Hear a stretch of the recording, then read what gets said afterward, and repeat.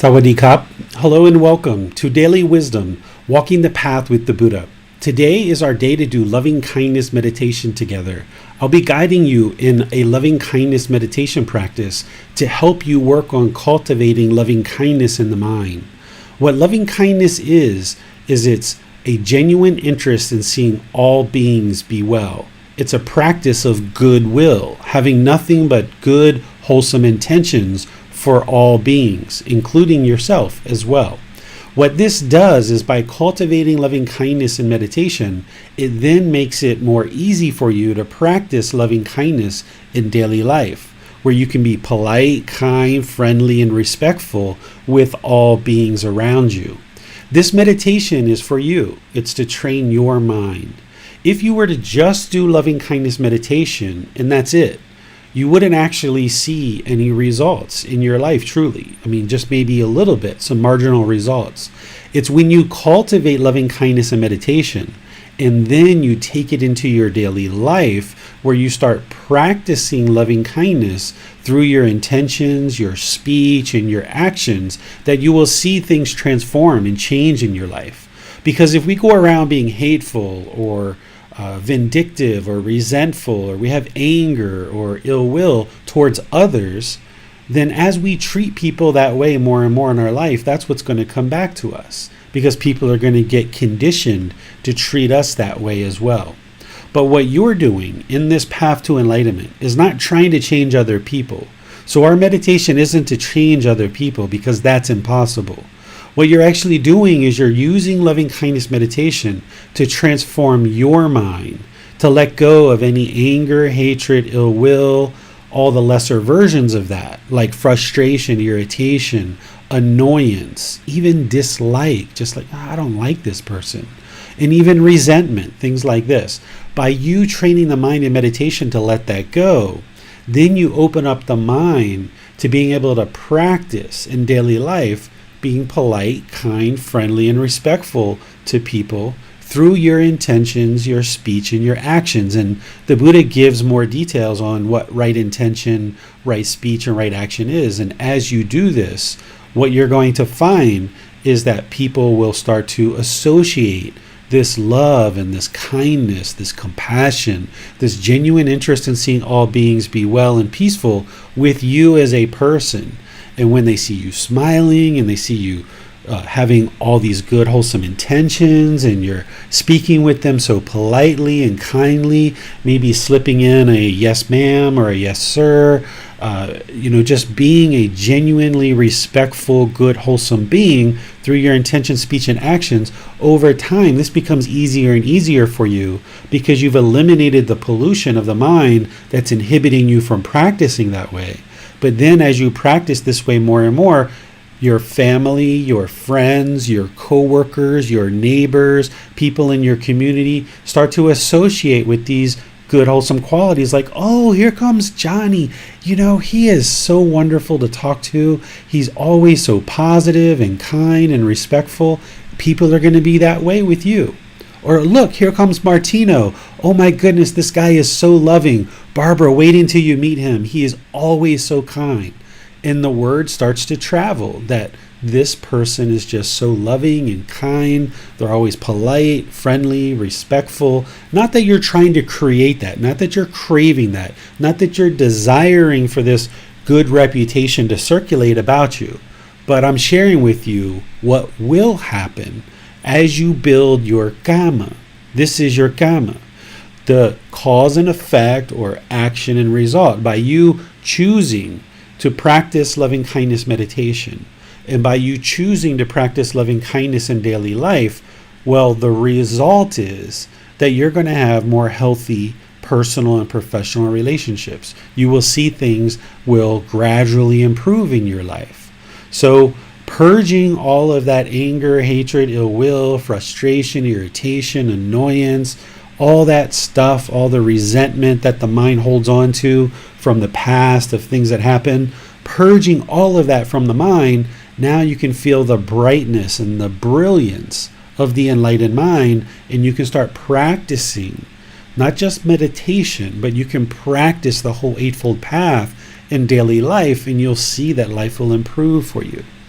So thank you all for choosing to learn and practice these teachings. It's one of the best things, if not the best thing, that you could ever do for your life, for those close to you and all of humanity. And here on Wednesday, people are invited to learn and do breathing mindfulness meditation, loving kindness meditation, and we also do chanting as well.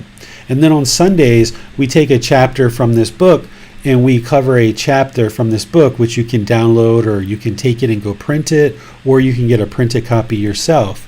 On September 1st, we're going to be restarting this program from the beginning. This is actually the very end of the program now. So if you're just catching us for the first time, you can start coming here on Sunday and Wednesday at the same time, and you'll see that we'll be covering topics related to the Buddhist teachings and the path to enlightenment, so that the more you learn and you gain the wisdom of the Buddhist teachings, you don't believe it, but you practice it and see it transform your mind so that you can get to this peaceful, calm, serene, and content mind with joy, where you no longer experience any discontent feelings. And this is where life is just so wonderful and so beautiful, because you're no longer feeling bored or lonely or shy or unsatisfied, displeased. All the misery and despair from your life's gone. But you have to work at it. You have to work at it. It takes time to work at it. But it's one of the most rewarding things, because as you improve the condition of the mind, it doesn't revert backwards once you progress to a certain point. You are creating the improvement to the mind that actually becomes permanent changes. That once you get to that first stage of enlightenment, it won't regress or it won't backslide from there. So, the way that we do loving kindness meditation is we start out with breathing mindfulness meditation first. This is a technique that the Buddha prioritized as being the most important meditation, and the one that really does a lot of transformation to the mind is this breathing mindfulness meditation, where we're just focused on the breath, and I'll give you guidance on that once we get into the meditation. After we do that for a period of time, then we'll go into loving kindness meditation, where I will say affirmations. And we're basically creating these rings. The first one will be, may I be peaceful. May I be safe. May I be well. May I be free of discontentedness and the suffering it causes. Well, when I say that, you repeat it in the mind quietly. And you do that on the out breath. Each time you hear the phrase that I say, when you get to your next out breath, just repeat that in the mind. May I be peaceful. And you're cultivating this peacefulness and this genuine interest in seeing this being be well. And after we go through those 4 affirmations, then we're going to expand it a little bit. We're going to say, may we be peaceful, meaning those of us who are meditating together. May we be safe. May we be well, maybe we be free of all discontentedness and the suffering it causes. Then we're going to go to another ring, wider and wider and wider, until eventually we get to all beings. Now, this meditation, like I said, it's to transform your mind. But this transformation isn't going to happen in just one meditation, right? It's not like this mystical, magical thing.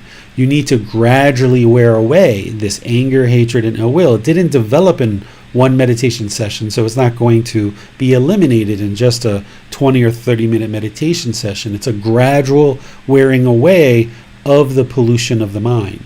Loving kindness meditation isn't to change other people and try to get other people to be loving and kind to us. Instead, we're changing our mind, and then by us improving our practice, that we go out into the world and we treat people polite, kind, friendly, and respectful. Gradually over time, this is what we will see come back to us.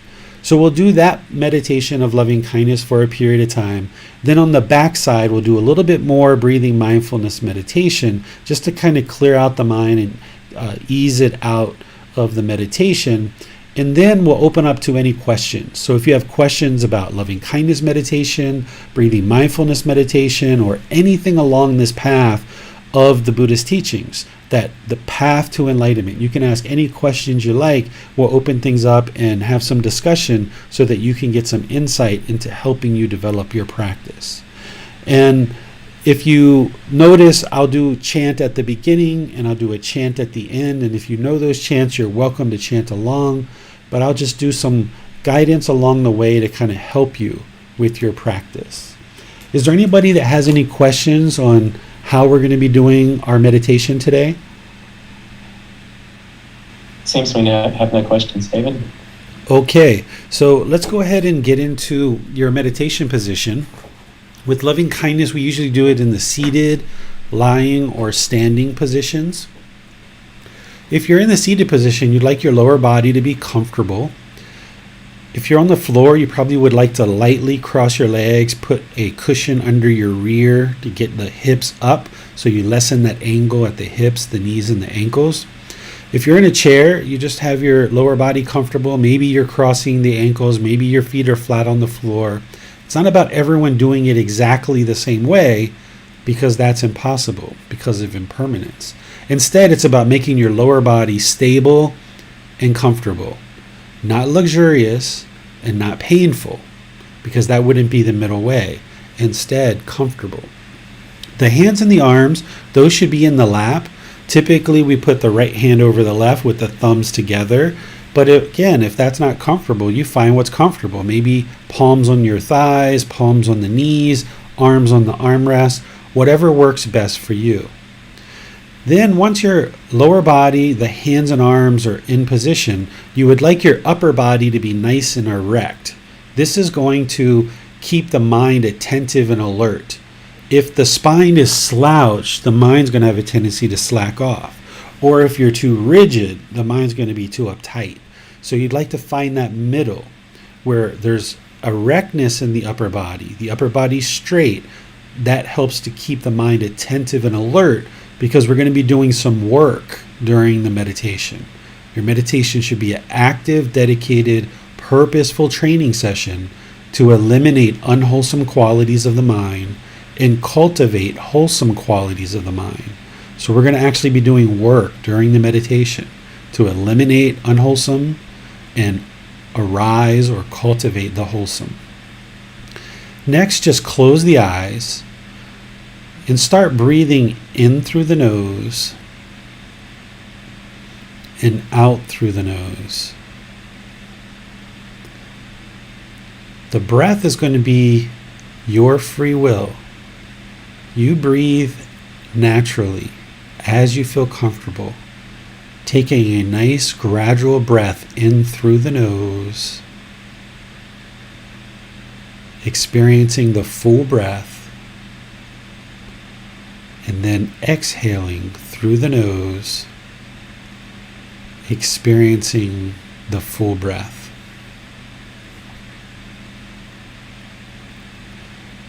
Your breath may not match up to the guidance that I'm providing, and that's completely fine, because this is your practice. This voice is just here to remind you to breathe in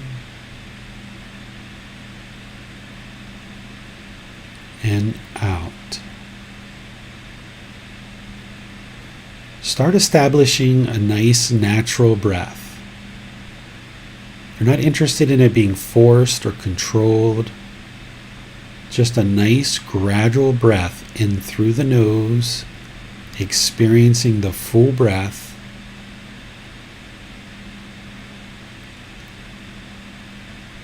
And then exhale, experiencing the full exhale, a nice, gradual, steady breath. You continue to focus on the breath, establishing your inhale and your exhale. I'm going to do some chanting to ease us into meditation. If you'd like to join, you're welcome to join these chants, and then I'll be back with some more guidance.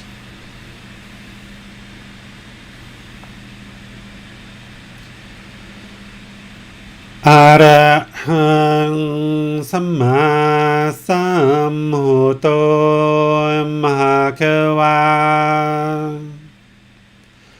Bhutang Mahakavantang Apivateyami. สวากขาโตมหะคะวะตาธัมโมธัมมังนามัสสามิสุปฏิปันโนภะคะวะโตสาวกสังโฆสังฆังนามามิ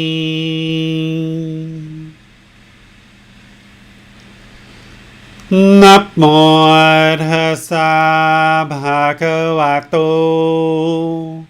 อะระหะโตสัมมาสัมพุทธัสสะนะโมตัสสะภะคะวะโตอะระหะโตสัมมาสัมพุทธัสสะนะโมตัสสะภะคะวะโตอะระหะโตสัมมาสัมพุทธัสสะอิติปิโสภะคะวะอะระหังสัมมาสัมพุทโธวิจาจารณังสัมมุโนสขะโตโรกาวิโตอนุเตโรปุริสาธัมมาสติสัตตาตาวามนุสนังพุทโธภควาติ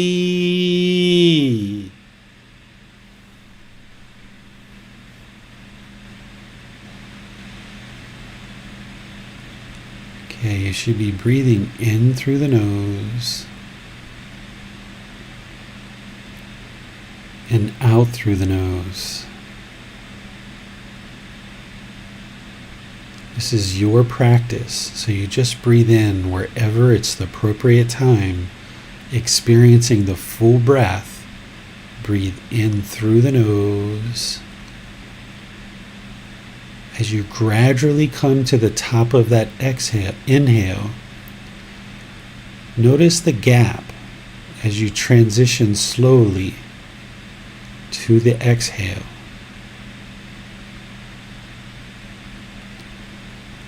And then at the bottom of the exhale, notice that gap as you transition back to a nice, full, natural inhale through the nose. There's a gap, and then there's an exhale with another gap. Start focusing the mind on this breath. Focus the mind on the sound of the breath coming into the nose, breathing in, observing the gap, observing the exhale, and then observing the gap as you transition to the inhale. Breathing in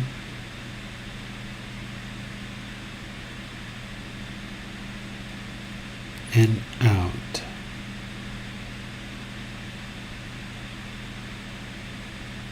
Breathing in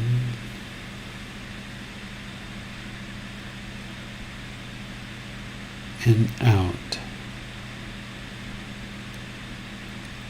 You should start being able to fixate the mind on the sound of the breath or the sensation of air moving over the skin into the body. The breath is the present moment. fixating the mind on the breath, the present moment, it can be peaceful, calm, serene, and content with joy.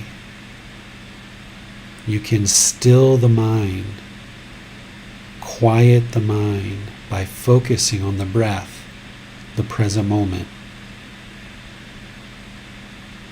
Breathing in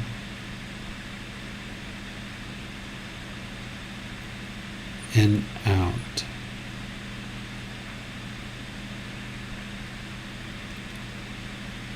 Whenever you notice that the mind is not on the breath, you're going to cut that off, let it go, and come back to the breath. Because I'm going to be quiet here soon. Let you do this work, focusing on the breath, and any time the mind is not on the breath, cut that off, let it go, and come back to the breath. Breathing in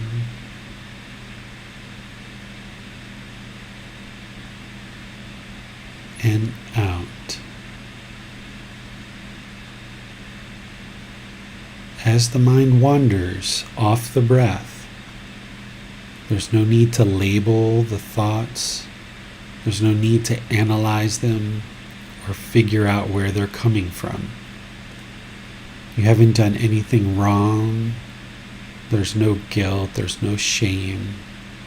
This is just the mind wandering, having craving, desire, attachment, not being interested to stay in the present moment.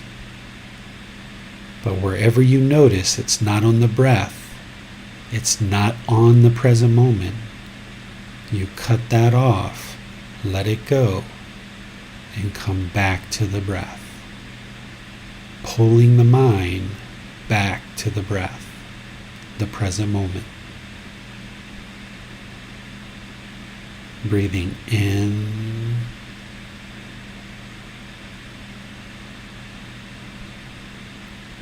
and out.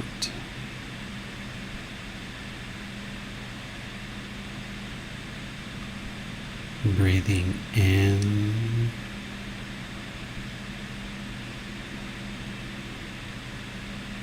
and out. I'm going to be quiet now and let you do this work with breathing mindfulness meditation. Then I'll be back with some more guidance for loving kindness. You have nowhere to go. There's nothing to do right now. No one needs you. This is your time to focus on the breath. Breathing in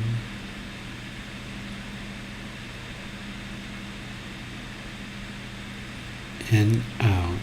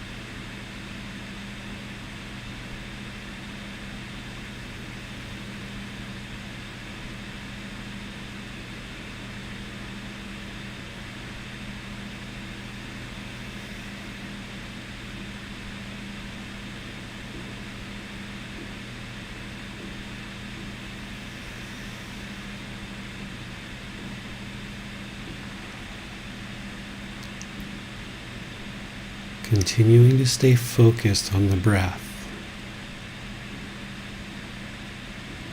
On the exhale, repeat this affirmation in the mind. May I be peaceful.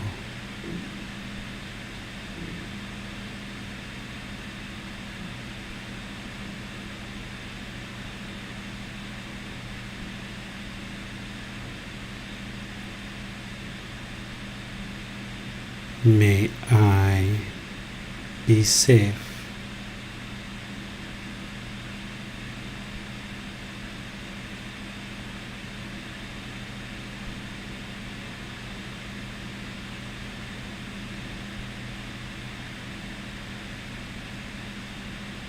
May I be well.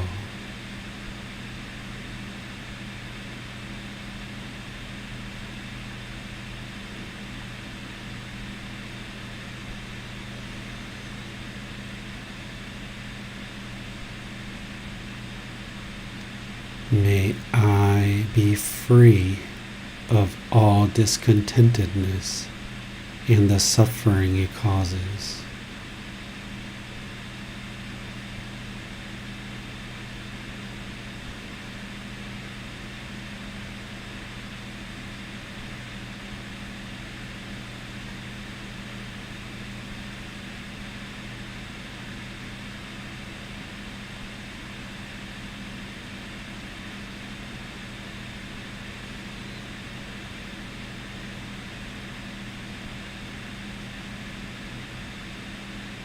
May we be peaceful.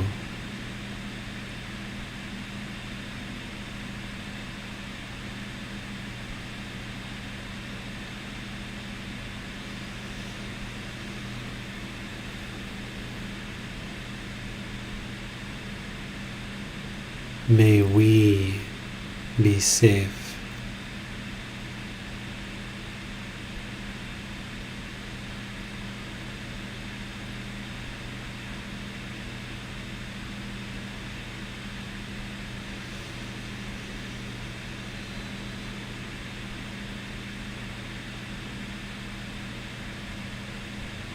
May we be well.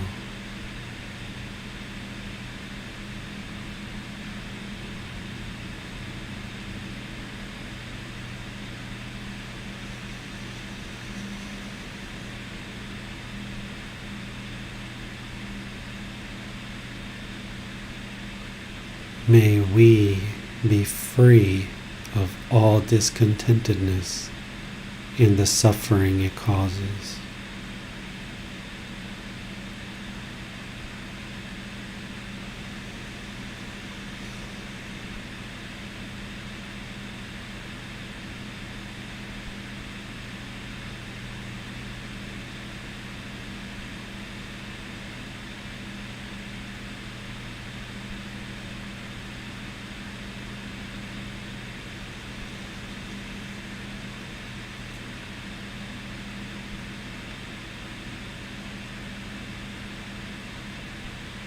May those that are my family be peaceful.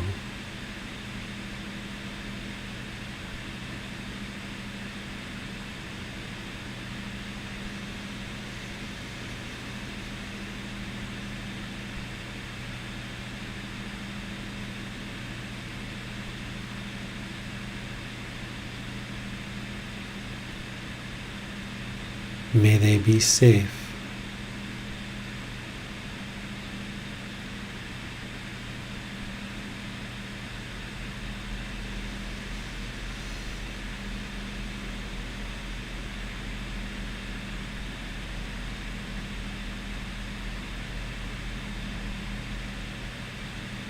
May they be well.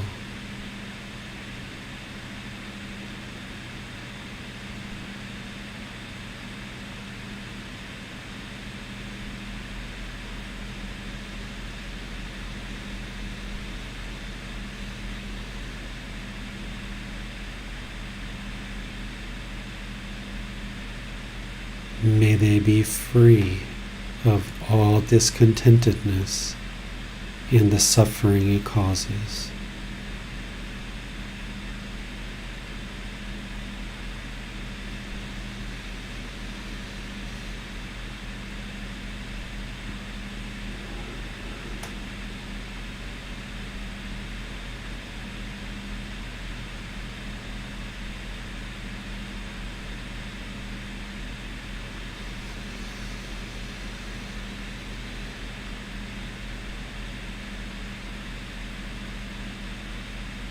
May those that are my friends be peaceful.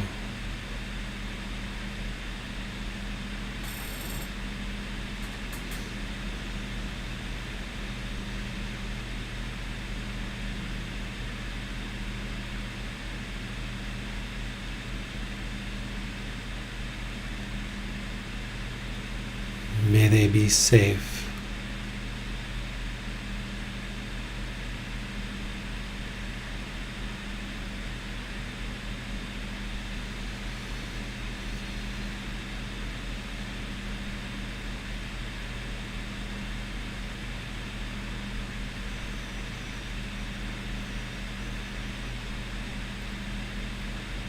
May they be well.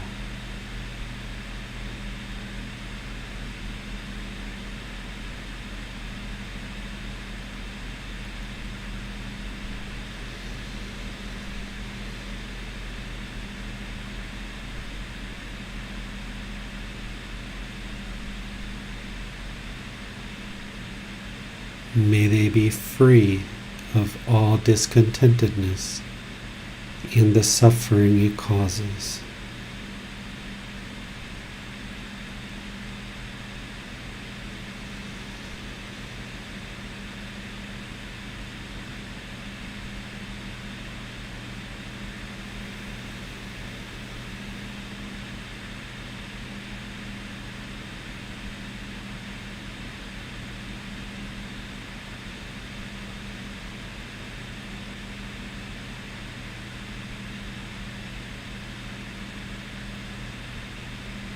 May all those whom I've never met be peaceful.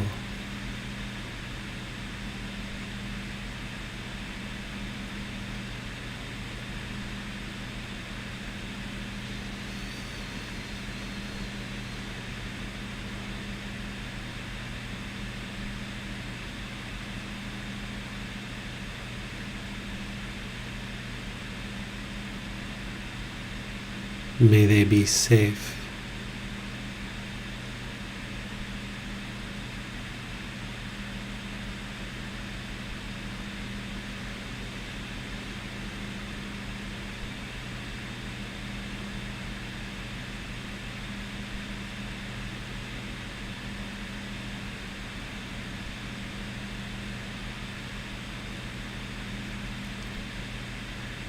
May they be well.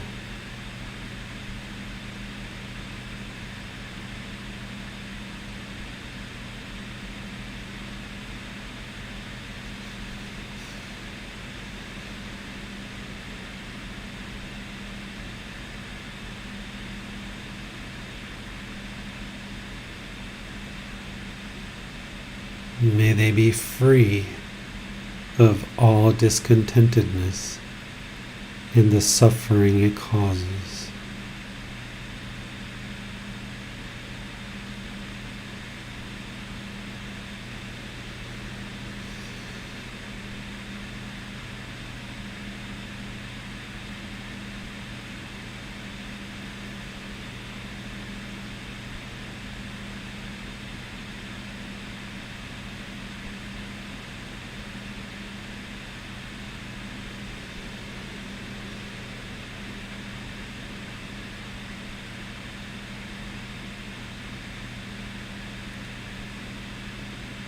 May all beings be peaceful.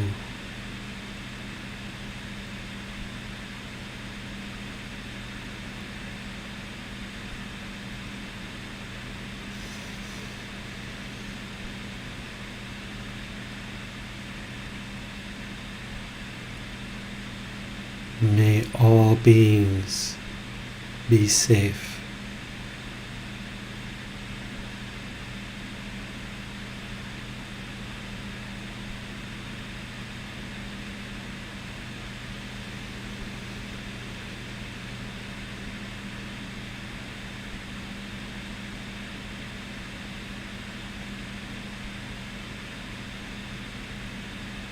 May all beings be well.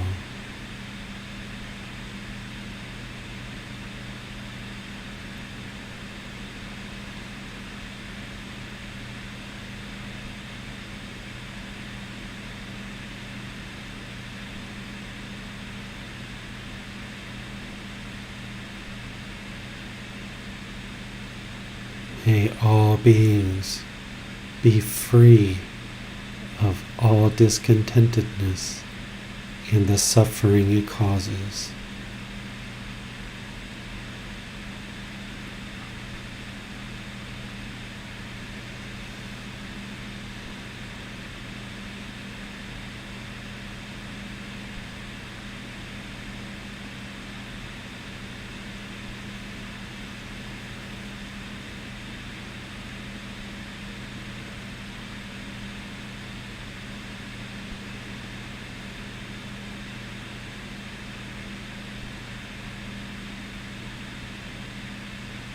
Go back to breathing mindfulness meditation,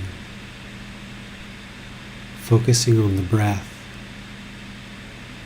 Wherever you notice that the mind's not on the breath, cut it off and let it go. Breathing in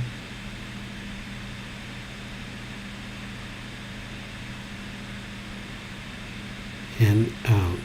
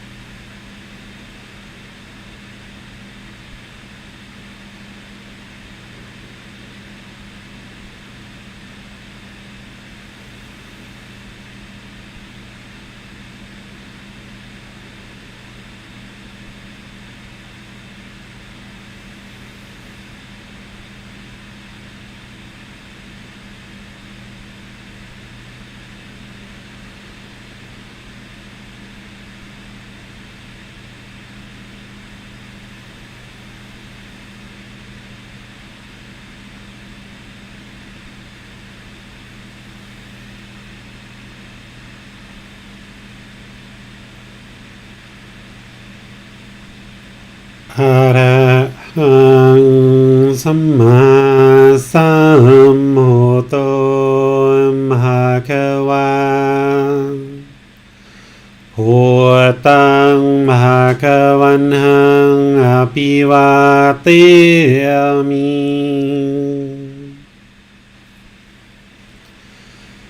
สวากขาโตมหะคะวะตาธัมโม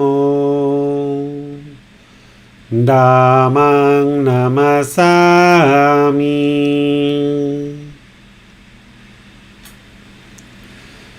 สุปฏิปันโนภะคะวะโตสาวกสังโฆสังฆังนามามิ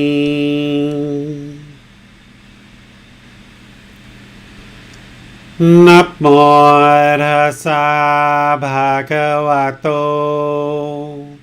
อะระหะโตสัมมาสัมพุทธัสสะนะโมตัสสะภะคะวะโตอะระหะโตสัมมาสัมพุทธัสสะนะโมตัสสะภะคะวะโต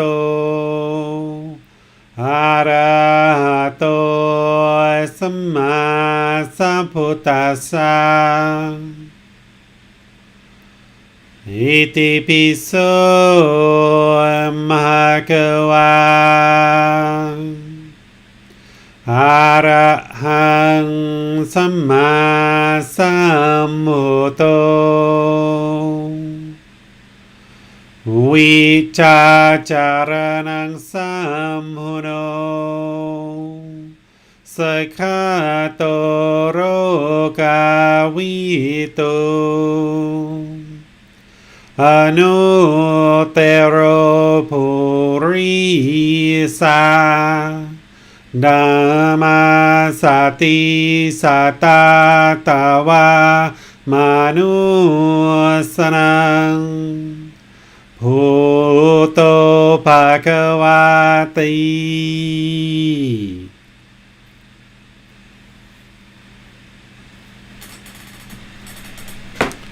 Okay, if you guys would like to slowly make your way out of meditation,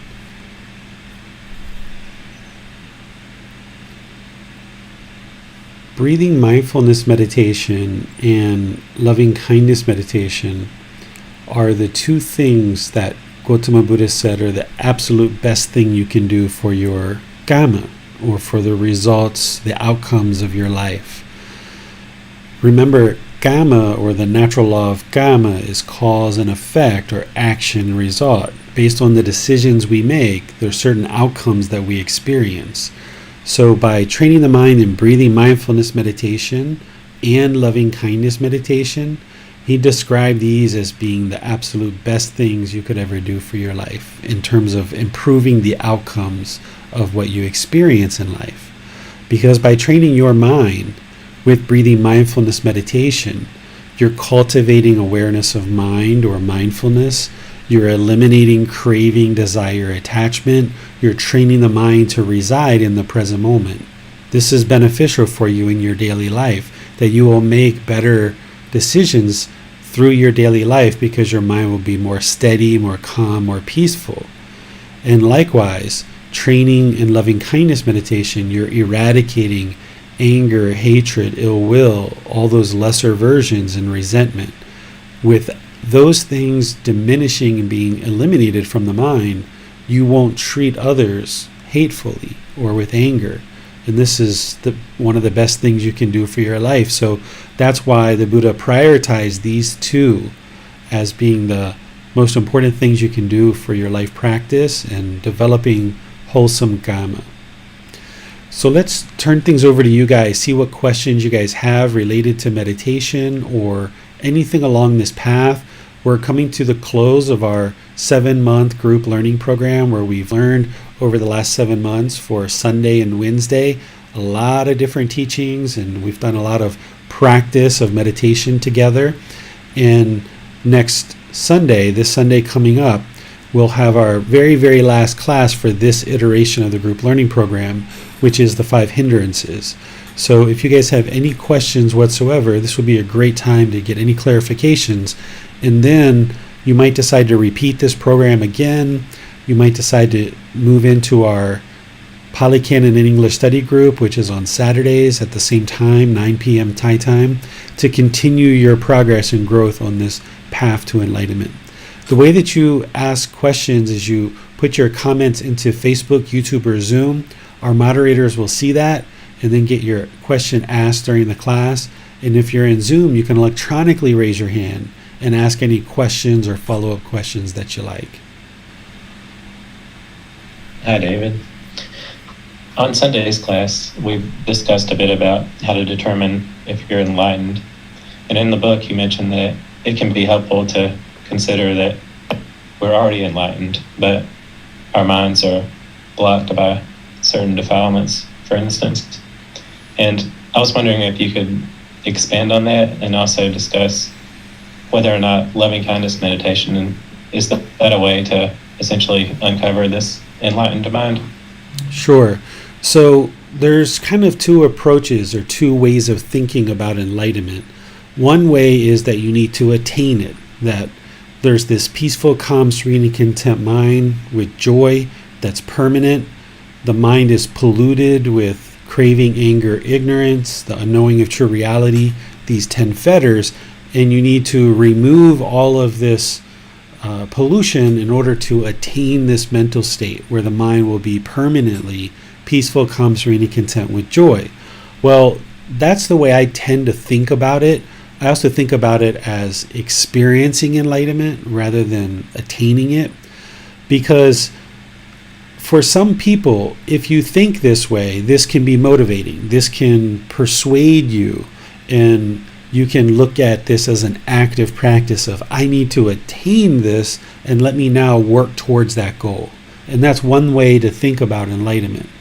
But if you're finding yourself having craving, desire, attachment, like you really want enlightenment, you just want it so badly, well, another way to think about it in order to reduce and maybe eliminate that craving, desire, attachment is, rather than think about you have to attain something, like you don't have it, so therefore you need to attain it, is think about it as the mind is already enlightened. There's this natural state that the mind has. It's the enlightened mental state, and the mind is already enlightened. But there's all this pollution that's in the way from you experiencing that enlightened mental state. There's those 3 poisons, craving, anger, ignorance, the unknowing of true reality.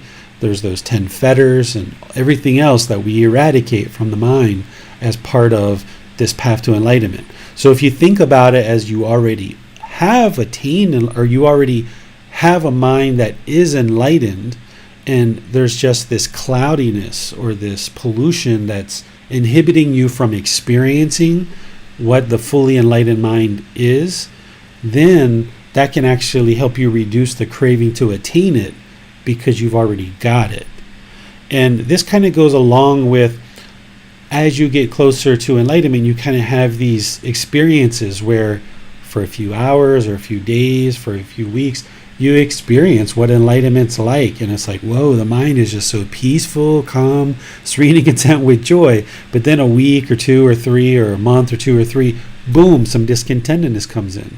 So it was almost like temporary enlightenment. There's no such thing as truly temporary enlightenment, because enlightenment is permanent.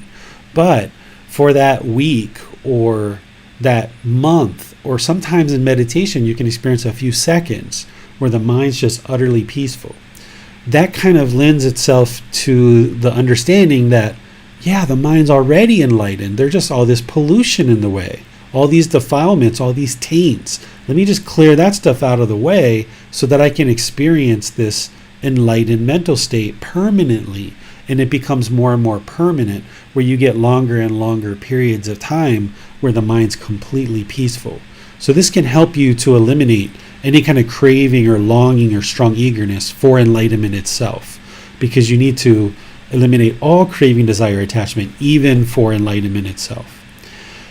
Loving kindness meditation is absolutely part of the path. The Buddha taught it as a primary teaching and practice in order to liberate the mind. And what are you liberating the mind from? You're liberating the mind from discontentedness as a whole on the path, but loving kindness meditation itself is liberating the mind from anger, hatred, ill will, and all the lesser versions, along with resentment.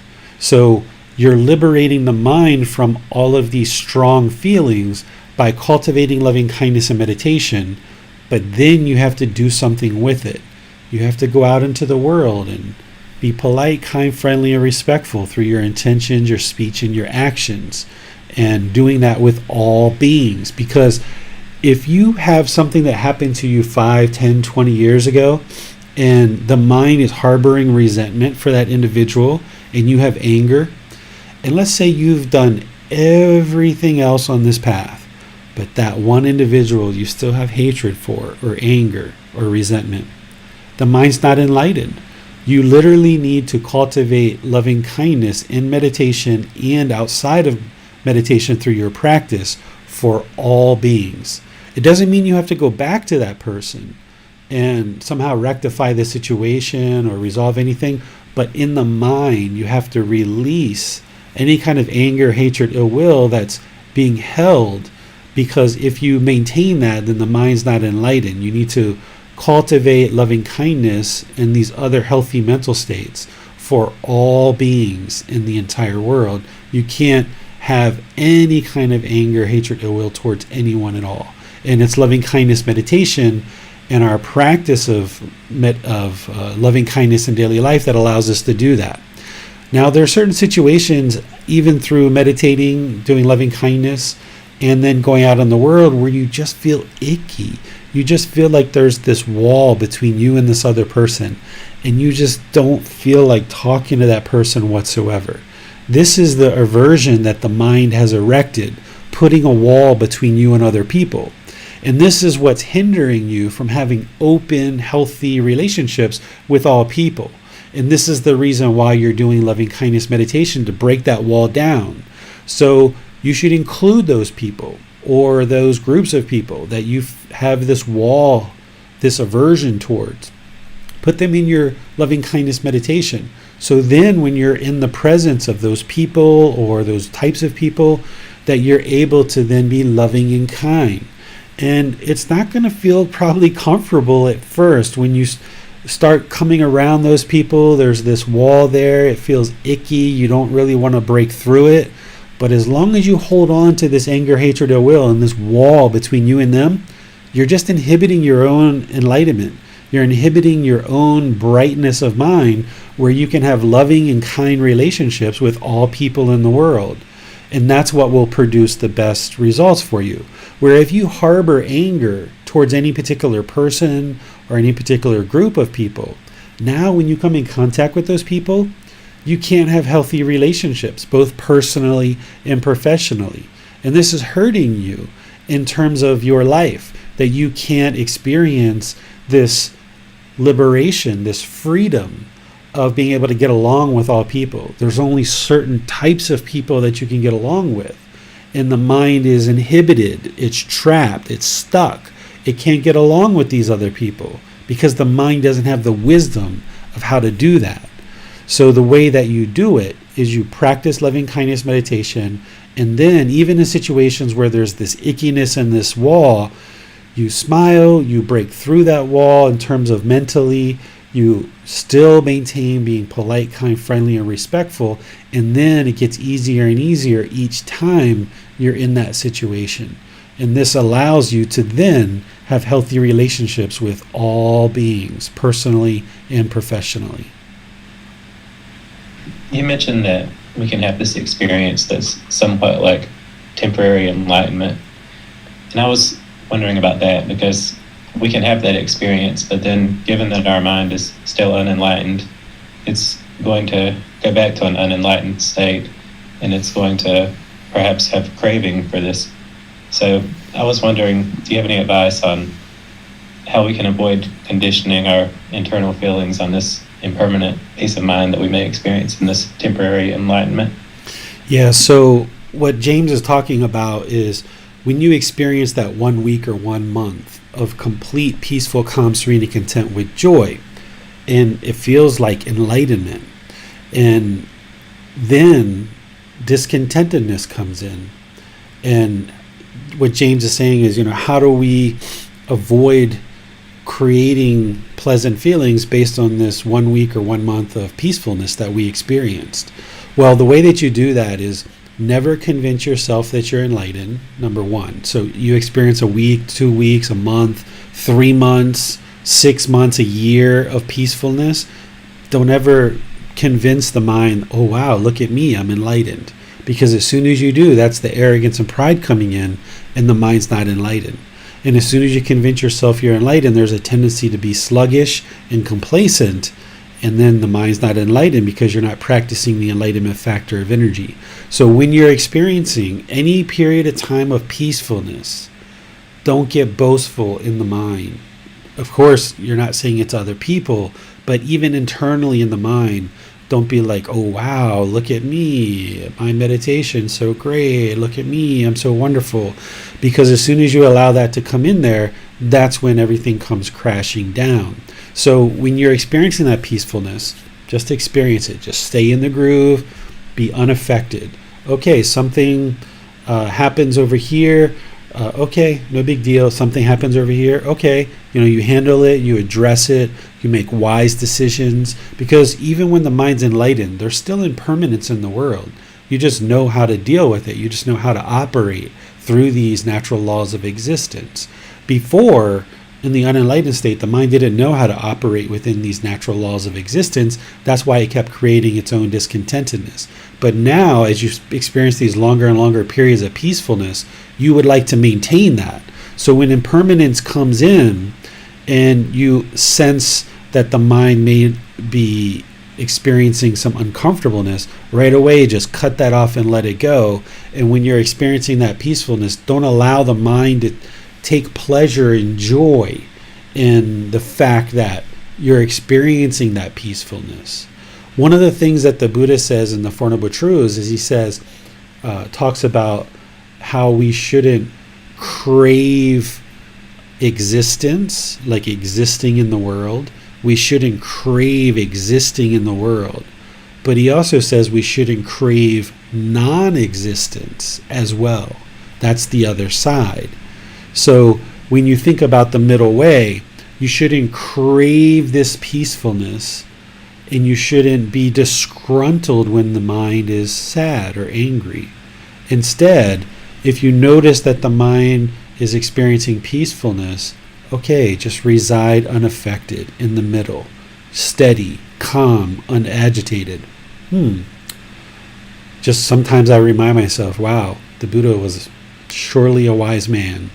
He taught 2,500 years ago, and his teachings today are still producing those results of peaceful minds. That's quite amazing. So rather than put your pride and your arrogance into, wow, look at me, look how great my mind is, oh, I'm so peaceful, I know these Buddhist teachings, I'm so wonderful, nobody else in the world knows them, I'm the only one, or my group or my community is the only one. Instead of thinking that way at all, just be humble, be peaceful, be thankful that you've experienced a week or 2 weeks or a month of peacefulness, and just continue forward in life. There's a saying, people say before enlightenment, carry wood or carry water and wash dishes or something like that. And then after enlightenment, carry wood, wash dishes, carry water, or whatever, right? So it's just like, yeah, it's quite amazing when the mind can get to that level of peace and joy that enlightenment is.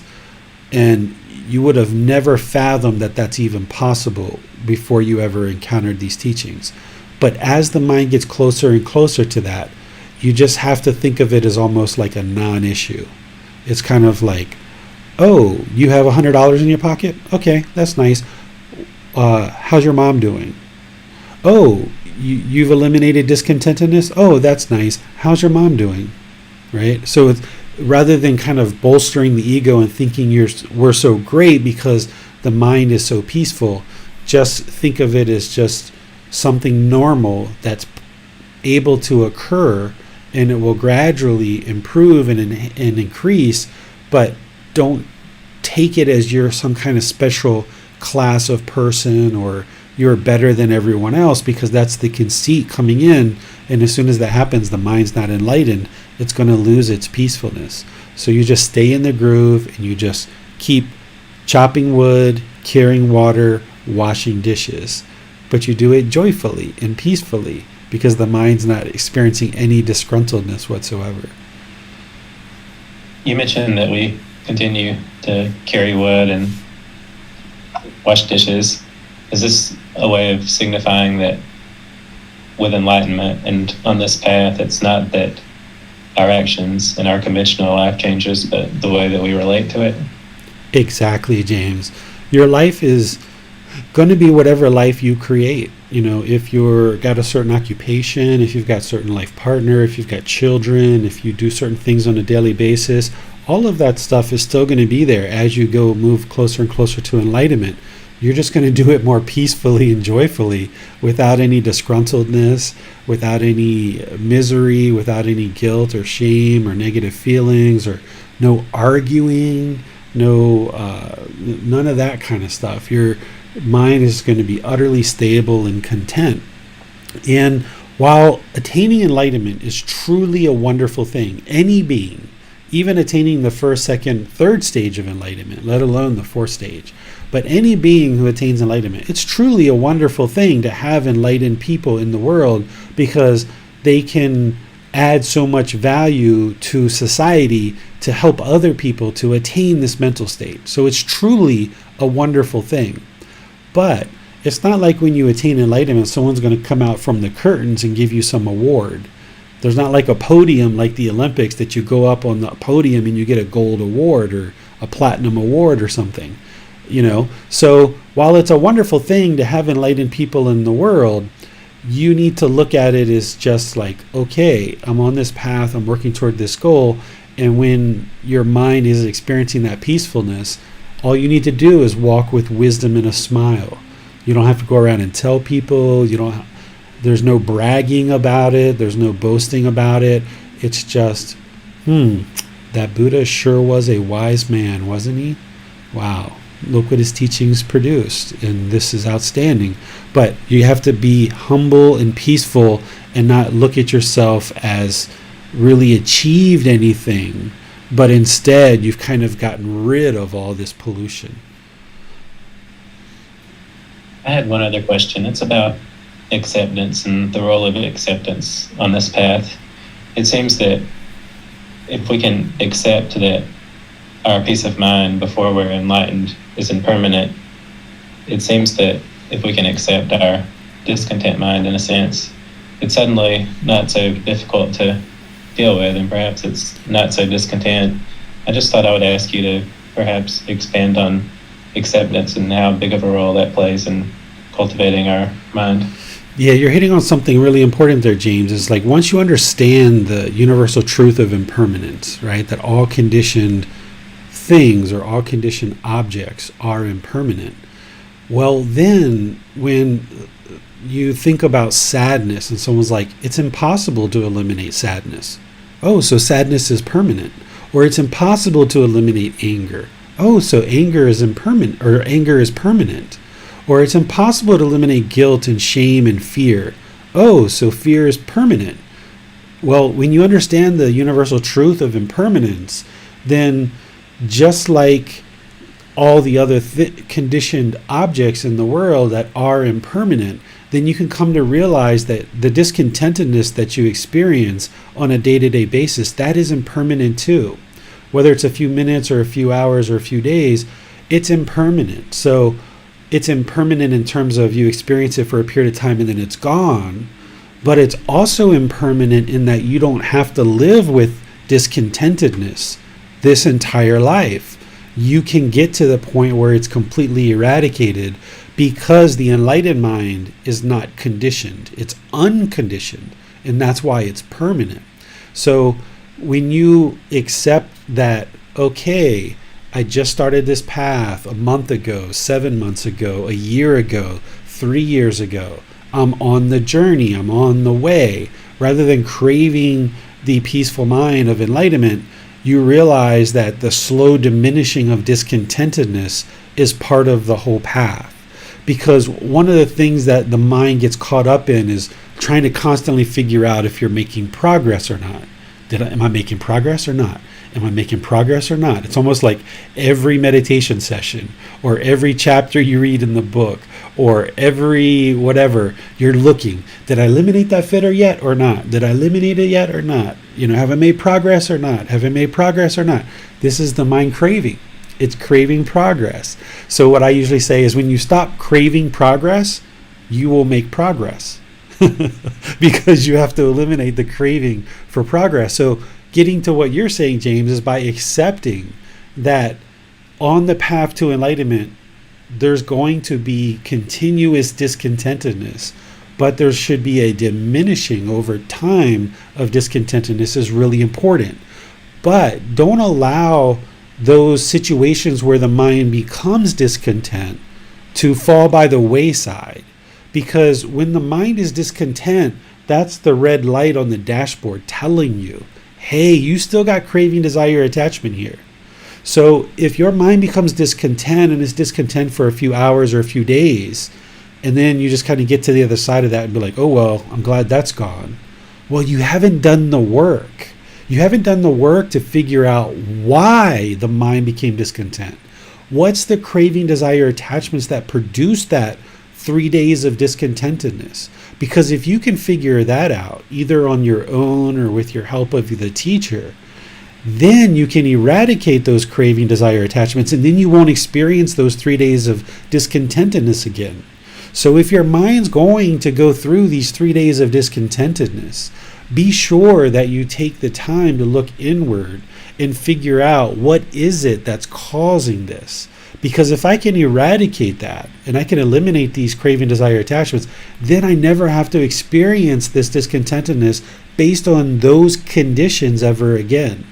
And one by one, you start eradicating these. So the path to enlightenment and this continuous diminishing of discontentedness is part of it. So you might go a week or a month or two completely peaceful, and then something pops up and shows you, aha, you still got craving, desire, attachment. So take that opportunity and be like, all right, let me look inside here. Rather than getting angry, rather than getting discontent that you're discontent, instead be like, the mind's discontent. I didn't like the way that guy talked to me, and that bothered the mind a lot. I felt like I wanted to put my fist through his mouth. What am I craving here?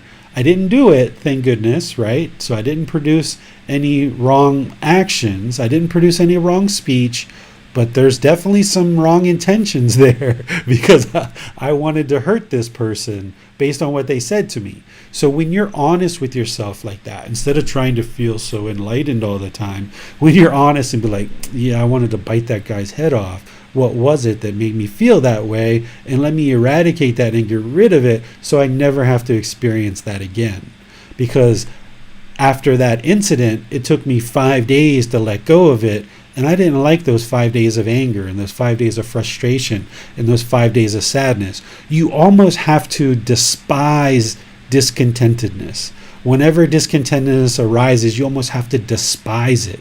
It's like, you ugly, miserable discontentedness. I am so interested in getting rid of you. What the heck is it that allowed you inside this mind? Because I'm interested in getting rid of you. If you live in a cold climate and you've ever been sitting in your living room with all the windows and doors closed and you felt like a cold breeze come into the room, it's like, whoa, where'd that come from? I shouldn't be feeling a cold breeze sitting in my living room. All the doors and windows are closed. There must be some weather trimming somewhere that isn't sealed. There's something in this house that isn't sealed. Let me go find what it is so I can fully protect this house and not allow the cold air to blow into the house. The same thing when you feel this discontentedness to come in, rather than just sit back on the couch and be like, oh, well, discontent, it's impermanent, it'll be gone in a few days.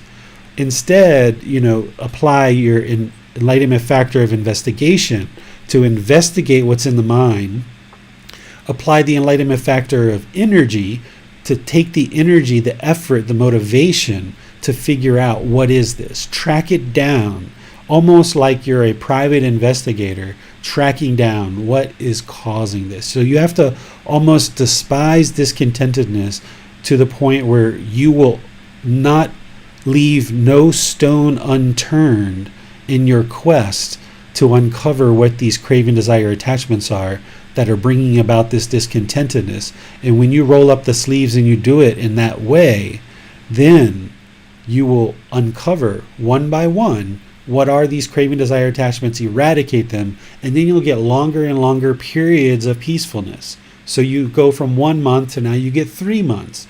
Okay, but then you have some discontentedness come in. Leave no stone unturned. Figure out. If you're going to experience discontentedness, at least take the time, effort, and energy to figure out what it is. Okay, now you've figured out the craving, desire, attachments. You try to eradicate them. You get the help of your teacher. Okay, you're working on that. Now you get 6 months.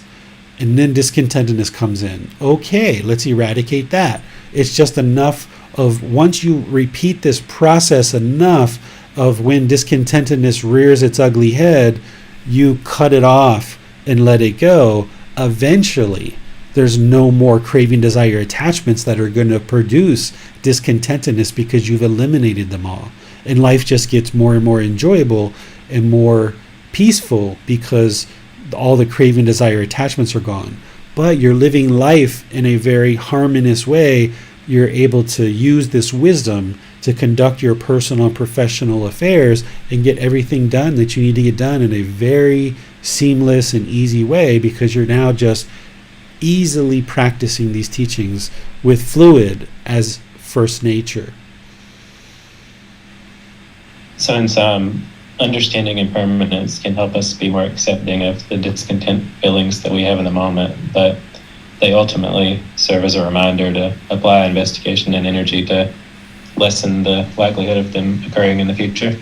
Exactly. The discontentedness is like the alarm clock telling you, like, hey, you're sleeping, you need to wake up, you've got an issue to deal with here. Or I use the car analogy, right? It's like the red light. If you're driving down the car and down the street, and in the car there's a red light that starts flashing on your dashboard, what are you going to do? Just keep driving and just hope that everything's all right? And just keep driving and driving and driving, miles and miles and miles. It's flashing and flashing, and then more lights start flashing, and you got red ones and yellow ones and all these things. No, you're going to pull over to the side of the road to the nearest service station, pop your hood, start looking for fluids and different connections and sensors and different things. You're going to investigate what's wrong with this car, because I need this car to get me from point A to point B, and I rely on this car. The same thing, you rely on this mind. You experience everything through this mind. It needs to take you from point A to point B. So when you start seeing these red lights, when you start seeing the discontentedness flashing, not just the painful feelings, but the pleasant feelings too, and the neither painful nor pleasant, those things are flashing at you, and they're the indications telling you, hey, there's something to investigate here. So pull the car over, look inward, and start, popping the hood and start looking around. And that's where you also, if you're having challenges, you reach out to your teacher, or you reach out to other members of the community, and you start talking, you start discussing with people, like what you think it might be, and get other people's insight. And then as you uncover what the craving, desire, attachments are, there's ways to actively eliminate them. Like if you notice that you're yelling at your children, or you're yelling at your life partner, or every time your mom or your mother-in-law calls, you don't like it when she calls. That's discontentedness telling you that there's some craving, desire, attachments there. And if you just kind of wait it out, then you haven't really done the work, and that's going to keep repeating. That's the cycle, right? We call it the cycle of rebirth because it is. The being's going to keep being reborn into a new existence over and over again. But if you allow that craving, desire, attachment to stay there, and it stays in the mind, it's going to create discontentedness over and over and over again. It's just like a cycle. It just keeps happening over and over and over and over again until you learn that, aha, I'm attached to this, or I'm having a craving for that. And until you eliminate it, it's just going to keep happening over and over and over again because you're stuck in the cycle of rebirth. And one final question is there a middle way to be found in regards to this investigation? Can one investigate and be overly analytical with their mind? Or would this be, is this not a thing, is that just practicing investigation and right mindfulness? It is possible, of course, to go too far. If you're just thinking and thinking and thinking and you just can't figure it out, but you just keep thinking some more, that's why you have your teacher and the community to reach out to and get some help. But also, if you didn't do any thinking at all, and as soon as you're discontent, you just contact your teacher and be like, I'm discontent, I don't know why, help me. Or you reach out to the other community members, I'm discontent, I don't know why, help me. You haven't done any work. So you got to find that middle way where you're not obsessing about it and beating yourself up and feeling guilty and shameful, but you also can't be complacent and do no work either. You have to do some inner reflection. And then if you would like to confirm what you uncovered, or you've done some inner reflection and you just can't figure it out, then reach out to other people to get some help. So you've got to practice the middle way even with that inner reflection. And then once you discover what you think it might be, then you start implementing plans to fix it and improve it. And then you fix it and you improve it and you work on it, and then you monitor the results. Is it all gone? Maybe not, because it's somewhat rare that you uncover an attachment and then you can eliminate it right away. It usually, the attachment kind of diminishes slowly over time. So something that created a lot of anger, you might uncover it and see what it is and you work on it. And then the next time it happens, you're kind of frustrated, but it's still there. And then you're still working on it more, and then you get kind of annoyed and irritated and something like that. It kind of slowly diminishes. So you have to understand that it's very rare that a craving, desire, attachment can just be, eliminated at the snap of a finger. You have to slowly chip away at it and slowly work on it and be honest with yourself, be honest with the mind, be objective. That when you see discontentedness arising, don't try to push it out and be like, oh, no, I'm enlightened. See, that's one of the things. If you convince yourself you're enlightened, when discontentedness arises, you'll be like, oh, no, that's not discontentedness because I'm enlightened. That can't be discontentedness, right? But that's just the ego still there, not truly objectively looking at what's actually happening in the mind, that this discontentedness has arose. So what I share with students is that when discontentedness arises, that's actually a really good thing, because it's bringing to the surface that there's still some dust in the corners of the mind. If you were cleaning a room and you thought the room was all clean and you were on your way out the door and it got caught out of the corner of your eye that there's still some dust in the corner, well, after you've done all that work, you're going to go over to the corner and make sure you clean up all that dust in the corner. You're not going to leave any dust in the corner. So if your mind is experiencing a bit of peacefulness and that feels really great, but you notice some discontentedness arise, that's like there's still some dust in the corner. Let's go over there and address that. Let's not just try to brush it under the carpet. So essentially what an enlightened being ultimately becomes, in addition to peaceful, calm, serene, and content with joy, in addition to being focused, concentrated, deep memory, and clarity of thought, in addition to this deep wisdom, this stability of mind, what an enlightened being ultimately ends up becoming is a problem solver. Because in order to get to enlightenment, there's kind of like one challenge after another, after another, after another, after another. The first challenge is just to get access to the teachings and a teacher. Then the second challenge is making space in your life to read and watch videos and come to classes. Then make space in your life to meditate. So you've got all these challenges just to get started, let alone all the other challenges that are going to come up as you experience discontentedness. And as you experience discontentedness, you have to go into your toolbox and pull out the Buddha's teachings and pull out the tools, so you feel this jealousy arise. Whoa, what is that? What's the remedy to that? What did the Buddha teach to eliminate jealousy? Sympathetic joy. Okay, let me grab that tool and apply that. And now you're going about your life and everything's fine, and you feel some selfishness arise. Whoa, what is that? What did the Buddha teach to eradicate selfishness? Generosity, right? So you get more and more clarity on what are the unwholesome qualities, and then what are the wholesome qualities to remedy that. And you become a problem solver, where you know this tool belt, this toolbox so well of the Buddhist teachings that no matter what arises in the mind, you can bring out the tool that you need in order to address it. And you get so good at that you eradicate all the discontentedness, and the mind's peaceful, calm, serene, and content with joy. Well, once the mind's enlightened and you're completely peaceful, calm, serene, and content with joy, with this deep wisdom, that's why I say that's like the beginning of the rest of your life. Because now the mind is peaceful, calm, serene, and content with joy. You've got this deep wisdom. You're a problem solver, right? You've got this concentration, this clarity of mind. You're a problem solver. Okay, you want to start your own business? Go ahead. You're enlightened. You're like completely capable of doing that.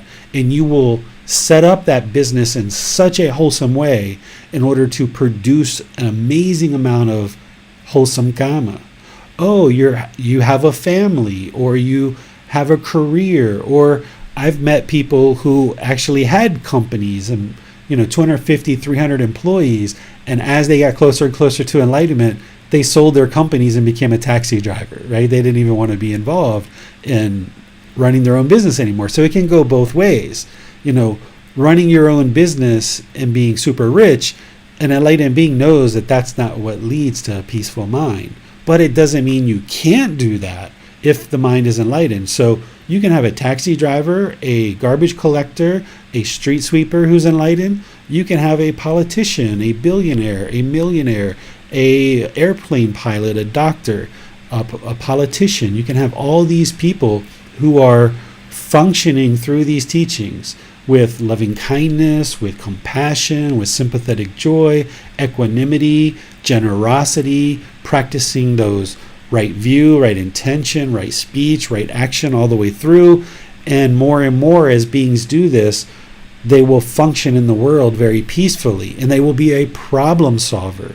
So whether it's things at home, or whether it's things in your relationship, or it's things in your professional life, in order to get to enlightenment, you have to solve a lot of challenges with this tool belt that the Buddha gives us. So by the time you actually are experiencing enlightenment, where the mind's been peaceful, calm, serene, and content with joy for multiple years at a time, you will have resolved so many challenges and problems in your own life that wisdom will be so permeating in the mind that you can literally do anything you want in the world, and it will turn out completely well for you, because you know how to make wise decisions in order to implement things that are only going to produce wholesome results.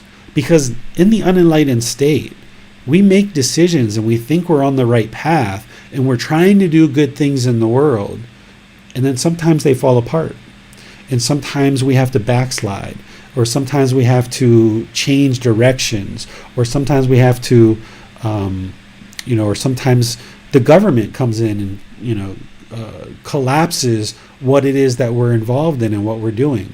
But if you're kind of building your life through the Buddhist teachings, through good wholesome decision making, any kind of effort that you put out through these teachings and practicing these teachings, it's always going to produce wholesome results. Where in the unenlightened state, when the mind's polluted with craving, anger, and ignorance, those three unwholesome roots, you're making decisions that are tainted with craving, anger, and ignorance. Therefore, when you make decisions, not everything's going to produce wholesome results. You're going to have some challenges. But as the mind becomes more and more enlightened, and it's eradicated those 3 unwholesome roots, it's now arisen these 3 wholesome roots of generosity, loving kindness, and wisdom. So now all your decisions are going to be coming from generosity, loving kindness, and wisdom, and these good wholesome teachings. So every time you make a decision, it's going to produce wholesome results. It never creates unwholesome results for you, because you know so well how to resolve problems and how to make wise decisions. So that's why I say attaining enlightenment is like the beginning of the rest of your life. Thank you, David. That's all that we have for today. All right. So on Sunday, we're doing a special class. The group learning program has pretty much officially ended for this iteration, and we're going to be starting again on September 1st. But this Sunday, I'm kind of doing a special class that isn't about content that's in the book, so there's no chapter to read. There is content on this in other books that I've written, but just not in the book that we're using for this group learning program, Volume 1. It's in other volumes throughout the book series. It's called The 5 Hindrances. These are the 5 primary things that are going to hinder you from attaining enlightenment. So it's really important to understand what these are, so that as they arise in the mind, you can identify them. But then the other thing that I'm going to share in the class is how to remedy them, how to eliminate them from the mind. Because once you identify that the mind has one of these hindrances, then you would like to know, what's the solution? How do I solve this challenge? How do I solve this problem? So I'm going to give you what the 5 hindrances are, explain them in detail, and then I'm going to give you the antidotes or the remedies to those, so that as you're on this path, if you see any of these arise, you can eliminate them or rectify them. So that's going to be on Sunday. And then next Wednesday, that's going to be the official start or the official restart of this group learning program. I've seen some different emails and different people that have signed up, so we'll see who ends up showing up. But it looks like we're going to have some new students, and some of you guys might choose to stick around and take this program again. Like I mentioned, if you're looking for some insight on what it's like to take this program more than once, James is an excellent person to reach out to, because he's taken this pretty much 3 times now, and I think he's intending to stick around for the next one as well. So he would probably share with you that he's learning more and more, because think about it, it's not about going through a program once and then be like, all right, I'm done, I learned everything. Because you go through a program once, from the research that I've seen, whenever you go through one particular learning event, you've learned about 10% of what's really being offered in that program. And then when you take it a second time, you learn like 30% of what's being offered. And then you go through it a third time, it's like learning 60 or 80%. It's kind of like if you've ever watched a movie, the first time you kind of understood it a little bit, the second time you learn it a little bit more, the third time you pick up things that you didn't pick up the first time. So you may decide that you'd like to go through this program again more than once, or you might decide to move on to the Saturday class, which is the Pali, Canon, and English program, where we study volumes 2 through 13 of this book series. Either way, whether you completely stop learning and go off and do something else, or you continue to repeat this program or the Pali, Canon, and English program, I'm here to help you and support you and motivate you, encourage you along this path. You can just reach out and let me know how you would like help or what guidance you need. But Sunday, we're going to be studying that special topic called the 5 hindrances, and then on Wednesday, we'll restart from the very beginning.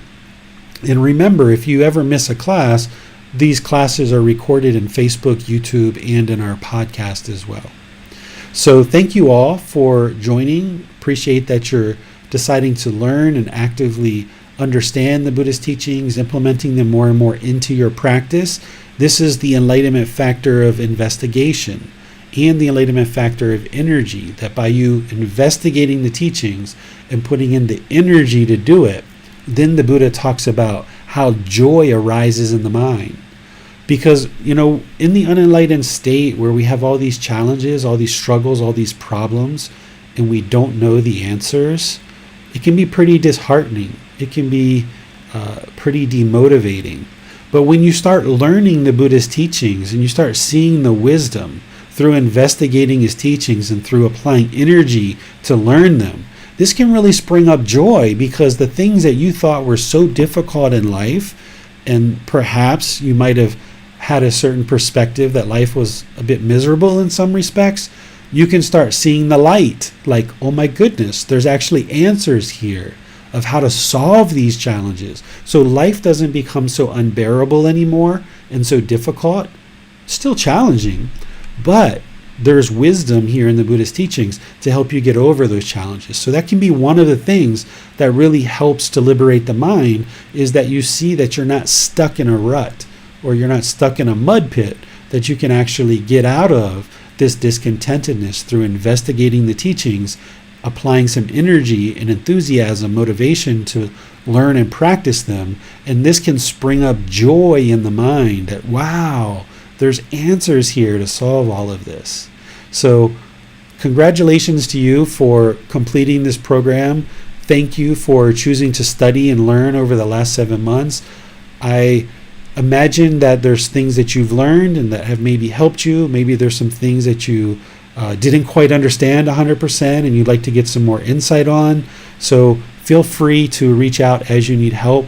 I would just like to thank you all for dedicating your time, effort, energy, and resources to this program. If you've made any donations or any offerings to me along the way, I would like to offer my sincere appreciation and gratitude for the offerings that you provided to help support this program, in terms of being able to afford to purchase things like Zoom and all the other things that I need in order to host these programs. So I appreciate all your offerings and all your generosity, all your loving kindness, and everything that you put into making this program really wonderful and really special. Even just your attendance, your participation in meditation, and even just asking questions during class. And your questions help you to learn, and they help other people to learn too. So thank you so much. Have a lovely rest of your day, and we'll see you next time. Sawadee ka.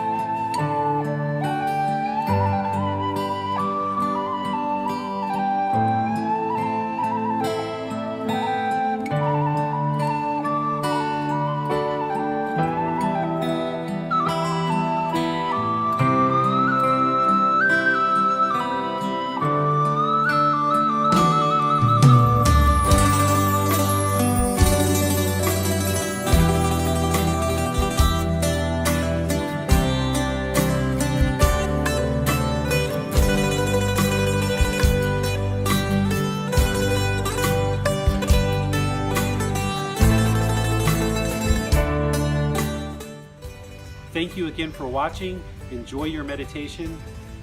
Look forward to seeing you online and answering any questions that you might have. Thank you so much.